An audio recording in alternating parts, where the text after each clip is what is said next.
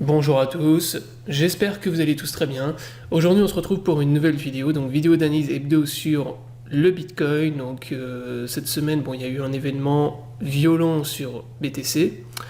On va avoir analysé ça dans la vidéo justement.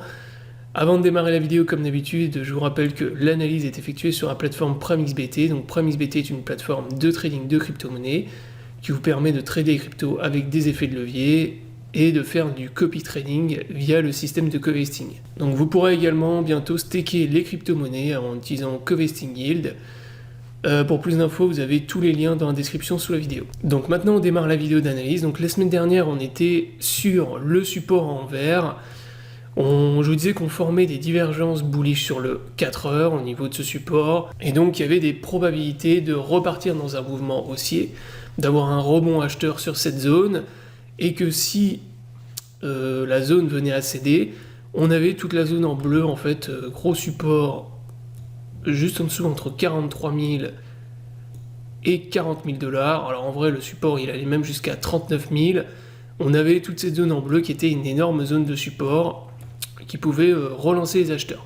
Donc là, ce qui s'est passé en fait la semaine dernière, c'était un truc donc qui était complètement improbable et impossible à anticiper. En fait, on est venu break le support en vert, on est venu taper dans la zone en bleu, vous voyez la zone d'intérêt acheteur, là où on a eu plusieurs rebonds d'achat. Donc si vous regardez là, vous voyez qu'on est venu mécher dans la zone, on a eu 2 rebonds d'acheteurs, donc il y a des gens qui sont à nouveau positionnés à l'achat dans cette zone. Et ensuite on a eu donc plusieurs news qui ont fait FUD le marché. Voilà, on a eu un gros FUD sur la Chine, donc la Chine qui a dit qu'elle allait interdire les crypto-monnaies, comme elle l'avait fait déjà en 2017 d'ailleurs. Donc un classique, les Chinois qui font dump le marché. Ça s'était déjà produit en 2017, pour ceux qui étaient déjà là. Lors du bull run 2017, on avait eu un FUD comme ça chinois, et le Bitcoin avait dump de moins 40% suite à la news. Donc là, il y a eu à peu près la même chose, ça a même été encore plus violent. On est venu en fait casser du coup le support en bleu ici, donc la zone d'intérêt acheteuse, et suite à cela, vous avez eu un énorme dump forcément en fait. Il y a eu des cascades de liquidation de longues, c'est-à-dire que tous ceux qui étaient longues avec des effets de levier depuis le top jusqu'au support, ici des 42 000 dollars, se sont fait liquider dans cette candle rouge et dans cette énorme mèche qu'on a eue et qui est descendue jusqu'à 30 000 dollars. Donc clairement, voilà, il y a eu une manipulation de marché, ça arrive régulièrement dans les cryptos, exactement comme ce qu'il y avait eu en 2020 lors du Corona. Si vous repartez ici, il y avait exactement la même chose, il y avait eu le FUD Corona qui avait fait dump le marché, donc qui avait poussé donc au panic sell, et derrière il y avait eu énormément de liquidation de longues, donc vous voyez qu'on a fait à peu près la même chose, voilà, gros scandale rouge. Ici il y a eu une longue mèche de rachat. Suite à ça, on s'est stabilisé et ensuite on est reparti dans un mouvement haussier. Alors là, concernant le Bitcoin, donc maintenant on a une grosse zone de résistance ici. Donc il y a un paquet de résistance maintenant sur BTC. Ça va pas être évident de repartir dans un truc bullish, d'autant plus quand on voit la baisse qu'on a eue là depuis le 11 mai. On s'est mangé quand même un moins 53% depuis l'ATH. Donc ouais, c'est chaud. Ce qui aurait été bien pour moi, ça aurait été vraiment que la zone que j'avais donnée ici en bleu tienne. Donc là, si on avait tenu cette zone, là ça aurait été vraiment bien pour conserver, on va dire, la tendance bull et voilà, vraiment la tendance qu'on avait depuis le début du marché bull. Alors là, je dis pas que c'est la fin non plus. Pour moi, il y a 2 scénarios maintenant. Donc soit là, on a eu, donc comme j'ai dit, une grosse manipulation de marché. Le but, c'était de rect toutes les positions avec des leviers, de liquider tous les longs, de faire vendre vraiment les gens à des prix qui sont... leurs cryptos à des prix qui sont bas, pour ensuite repartir dans quelque chose de similaire à ce qu'on avait fait en 2020, lors du crash, donc c'est-à-dire le Bitcoin qui se stabilise sur un prix, et ensuite qui repart dans un mouvement haussier en forme d'escalier, pour ensuite former un range un peu plus haut, et repartir dans un mouvement bullish plus tard. Donc ça, c'est un scénario qui est probable, d'autant que là, On a toujours des divergences bullish sur le RSI. Si je regarde l'indicateur sur le daily, on est en survente en daily. À chaque fois que le Bitcoin il est en survente en daily sur l'indicateur RSI, systématiquement derrière vous avez des gros mouvements haussiers. Ça vous pouvez le vérifier sur le chart, l'historique du Bitcoin. Donc là par exemple ça avait été le cas, là pareil, là même chose, on était repassé en survente sur le RSI en daily. Donc on voit aussi qu'il y a eu une énorme mèche, là pareil en daily. C'est-à-dire que là on a eu une grosse candle rouge, mais vous voyez qu'il y a eu aussi des très longues mèches. Donc les mèches comme ça, qu'est-ce qu'elles nous disent? Elles nous disent qu'il y a eu énormément de rachats justement dans cette zone. C'est-à-dire que toute la zone qu'on a eue, surtout ici là, il y a eu énormément de rachats de bulles, voilà, de whales qui ont racheté des cryptos ici. C'est-à-dire que moi maintenant j'ai deux scénarios. Soit là on repart dans un bear market, c'est selon moi le scénario qui a le moins de probabilité. Pour moi le plus de probabilité c'est qu'en fait ici on est venu faire un bottom, là il y a eu énormément de rachats.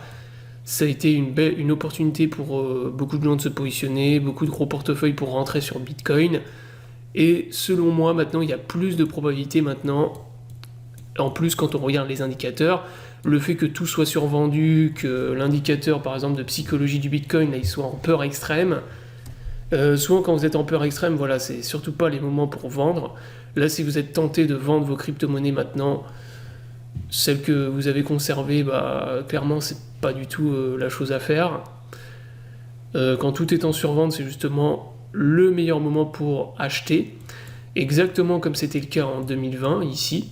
Donc ici, il y avait des gens qui vendaient, il y avait les gros portefeuilles en fait qui achetaient, et vous avez les gens qui paniquaient, qui vendaient, et en fait ils ont vendu un bottom. Donc là, ça peut être exactement la même chose. Hein. Donc là maintenant, je pense que le Bitcoin maintenant il va se stabiliser dans cette zone.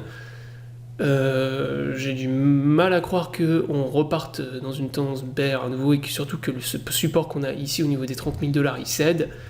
Le plus probable maintenant, c'est que le Bitcoin il se stabilise entre ces deux zones et que plus tard on reparte dans un mouvement haussier. Donc voilà. Après sur le RSI, il y a un autre truc intéressant ici, c'est que si vous regardez en fait depuis le mois de janvier 2021, on fait des tops de plus en plus bas. Et en fait ici vous avez une ligne de tendance que vous pouvez tracer. Donc là, cet indicateur-là, il est très clair. Pour moi, il faut qu'on arrive à casser ce niveau sur le RSI, à repasser au-dessus des 55-56 en daily sur le niveau de RSI. Casser cette ligne de tendance, et là, on pourrait repartir dans quelque chose de bull sur BTC. Donc ça, c'est la première résistance majeure selon moi. Et la deuxième, c'est de repasser au-dessus de la zone en rouge. Donc l'ancien support qu'on avait ici, en fait, repasser au-dessus des 40 000 $. Ça va être vraiment les deux grosses zones de résistance les plus importantes. Donc refaire des sommets de plus en plus haut sur le RSI et repasser au-dessus de cette zone-là. Si on arrive à faire ça, je pense que le Bitcoin il peut repartir dans un move bull. D'autant que, comme ce que je vous ai dit déjà la semaine dernière, la structure de top qu'on a fait là sur le Bitcoin, ça ressemble absolument pas à une structure de fin de bulle. En tout cas, si vous comparez à ce qu'on a fait lors des derniers cycles, lors de tous les autres cycles sur le BTC, c'est pas du tout la même chose.